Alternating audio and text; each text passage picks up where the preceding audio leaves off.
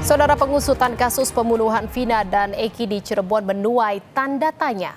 Orang tua Peggy mengaku polisi salah tangkap dan yakin anaknya tak bersalah. Sementara saksi mengaku mengenali wajah Peggy dan membenarkan Peggy berada di lokasi saat peristiwa terjadi 2016 lalu.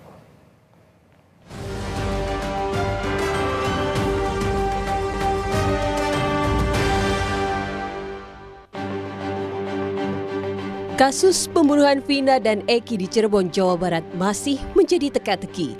Setelah polisi menangkap Peggy, salah satu DPO yang diduga menjadi otak pembunuhan, kini orang tua Peggy menyebut polisi salah tangkap karena anaknya sedang bekerja di Bandung bersama sang ayah dan paman saat pembunuhan terjadi pada 2016 silam.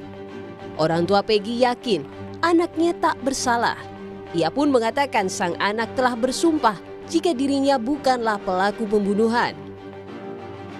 Kan saya seorang ibu nanya lagi, Tung, apakah Tung pernah melakukan kejahatan itu? Kalau iya, jujur ngomong sama mama, ngomong pernah melakukan kejahatan itu enggak? Pas Peggy jawab, demi Allah, demi Rasulullah, Mak, saya enggak melakukan kejahatan seperti itu. Saya juga sadar, saya itu anaknya orang miskin, enggak mungkin saya melakukan kejahatan sekeji itu, Mak.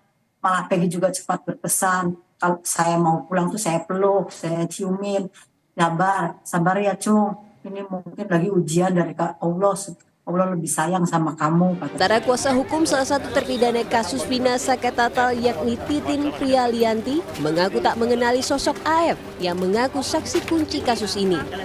Melalui pesan singkat ke Kompas TV, Titin menyebut AF tidak hadir di sidang sehingga tak mengenalinya. Titin menambahkan pihaknya ingin tahu jika peninjauan kembali apakah AF bisa dihadirkan atau tidak. Kasus pembunuhan Vina dan Eki masih terus bergulir.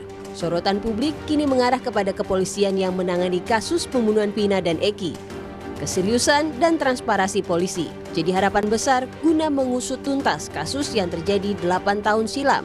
Jangan sampai dugaan kesalahan prosedur dalam penanganan kasus ini justru menjadi bumerang yang mempertaruhkan kredibilitas polisi. Tim Liputan, Kompas TV.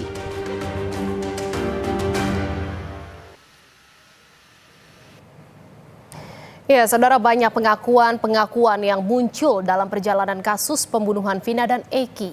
Polri dituntut bisa meluruskan seluruh spekulasi dan segera mengusut tuntas kasus ini. Dan kita akan bahas bersama penasihat ahli Kapolri, Irjen Purnawirawan Arianto Sutadi yang sudah bergabung bersama kami di Kompas Malam. Selamat malam Pak Arianto. Pak Arianto, kasus Vina ini masih terus bergulir. Dan juga menjadi sorotan banyak orang gitu ya, banyak spekulasi yang akhirnya muncul di masyarakat seperti salah tangkap polisi, lalu para terpidana dan DPO ini yang tertangkap mengaku bukanlah pelaku sesungguhnya.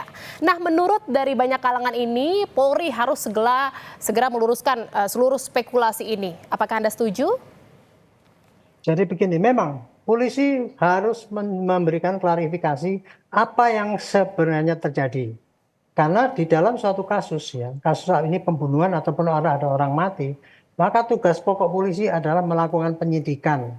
Artinya penyidikan itu adalah suatu serangkaian tindakan yang diatur dalam undang-undang ya, untuk mencari saksi, mengumpulkan barang bukti dan petunjuk dan sebagainya untuk menemukan tersangkanya dan untuk menerangkan kejadiannya ini begini, kemudian saksinya ini, tersangkanya ini, dan kemudian hasil daripada penyidikan itu dirangkai di dalam suatu berkas namanya berkas perkara, dan kemudian berkas perkara itu akan diserahkan kepada jaksa. Dan jaksa akan meneliti apakah berkas perkara itu siap untuk dijadikan dakwaan.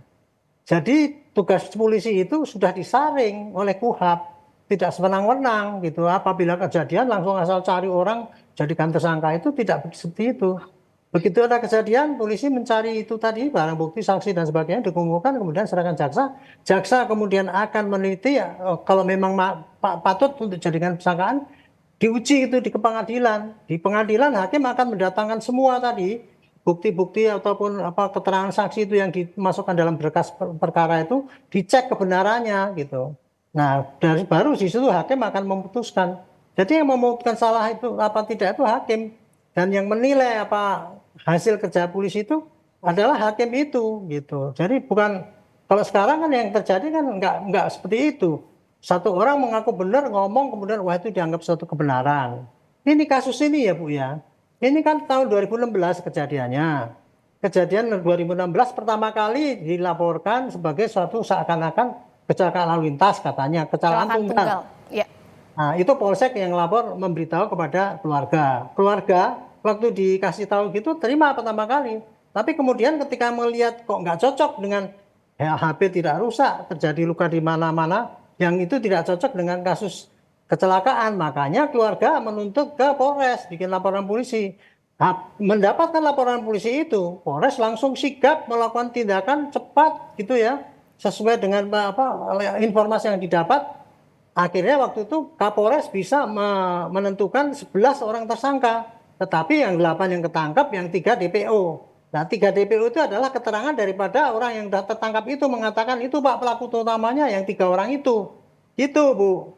Nah, Artinya kemudian, selama 8 tahun ini polisi sudah menjalankan kinerjanya sesuai prosedur dalam penanganan kasus ini, seperti itu Pak? sejak tahun 2016 polisi sudah melaksanakan tugas dengan baik. Karena apa? Buktinya perkara itu yang ditangani di Polres dan kemudian diambil alih di Polda sudah disidangkan dan keputusannya terdakwa yang 8 itu semua dihukum dan hukumannya cukup berat seumur hidup kecuali 1 orang yang karena masih di bawah umur sehingga itu cuma kena berapa tahun saya tidak tahu ya 8 tahun atau berapa itu.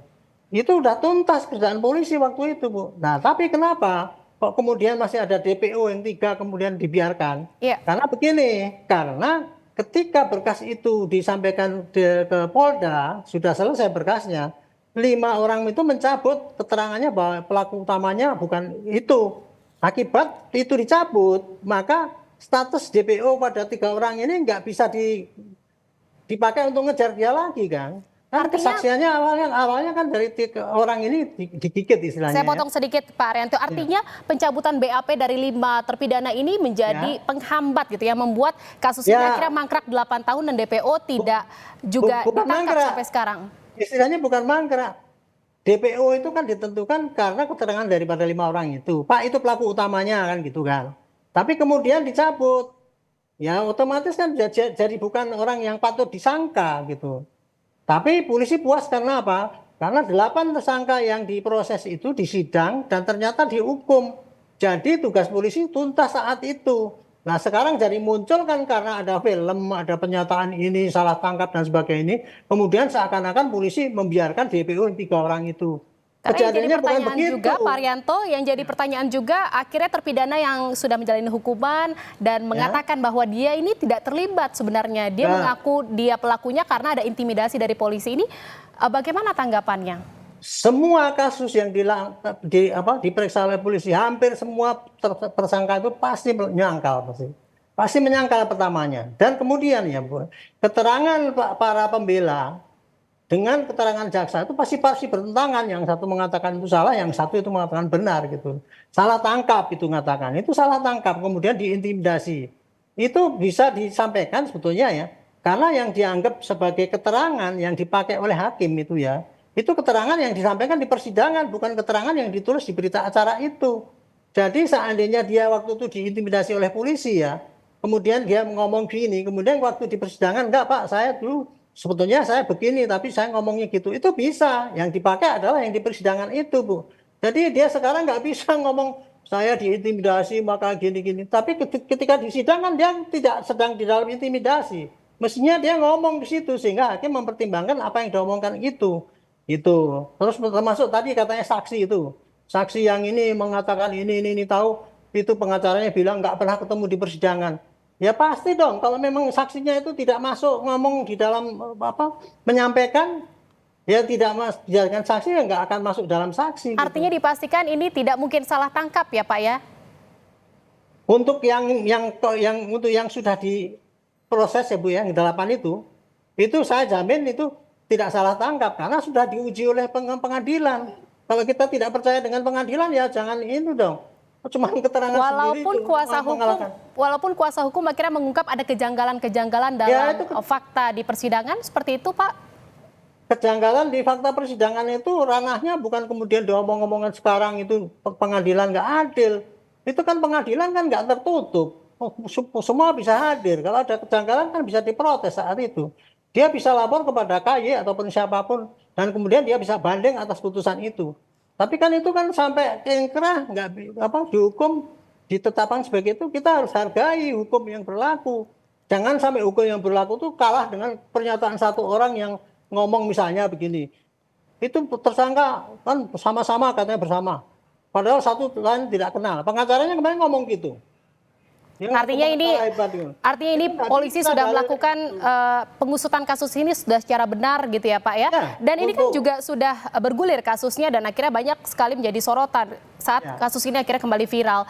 Dan bagaimana menurut Bapak, apakah sudah ada arahan dari Kapolri untuk bisa membuka terang kasus ini dan juga tidak memunculkan spekulasi-spekulasi lagi di masyarakat?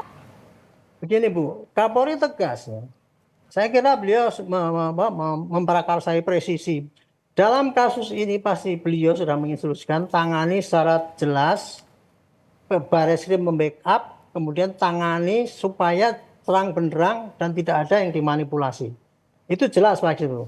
Dan kemudian Kapolri juga mengatakan kita tidak anti dengan kritik.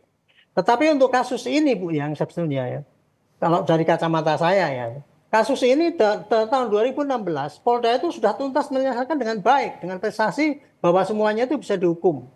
Tetapi kemudian muncul karena adanya film itu ya. Kita tidak benci dengan film itu. Singkat saja, ini ada desakan juga dari banyak pihak untuk bisa menghadirkan semua orang yang buka suara di kasus ini untuk bisa dihadirkan kembali dan dimintai keterangannya sejelas-jelasnya agar semua bisa terungkap. Apakah ini bisa terjadi atau memungkinkan untuk dilakukan?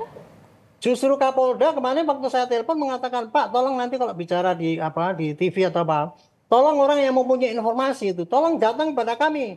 Jadi sekarang ini Bu ya, Kapolda itu menangkap 3 orang itu dan memburu. Dia hanya dalam rangka untuk menghimpun informasi-informasi manapun, baik informasi yang memberatkan yang bersangkutan, tersangka ya, ataupun informasi yang meringankan. Semua akan diramu itu, Bu. Jangan dipikir akan di-keep, sehingga polisi nanti akan mendesain, itu enggak. Baik. Jadi kumpulkan semua saksi, sampaikan pada polisi, nanti polisi agar kasus ini bisa segera terungkap gitu ya cerah-cerahnya dan juga tidak ada spekulasi lagi di masyarakat seperti bola liar yang saat ini terjadi gitu ya Pak ya. Terima kasih atas bincang-bincangnya penasihat ahli Kapolri Irjen Purnawirawan Arianto Sutadi atas perbincangan di Kompas Malam. Selamat malam dan salam sehat.